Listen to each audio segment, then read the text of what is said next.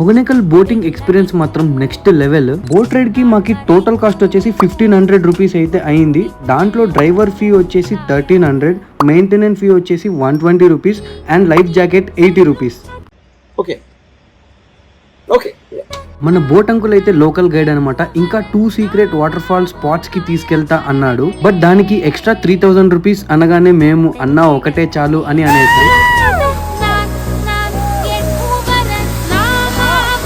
Water falls దగ్గర boat వెళ్ళినప్పుడు ఆ వాటర్ స్ప్లాష్, ఆ సౌండ్, ఆ వ్యూ మాత్రం full goose bumps experience.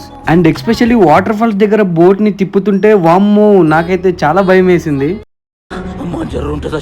హొగెనకల్లో one of the famous food వచ్చేసి ఫిష్ అన్నమాట. అండ్ మేము ఫైనల్ గా బోటింగ్ అయిపోయాక ఫిష్ అయితే ట్రై చేసి మా ఇంటికి అయితే వచ్చేసాం.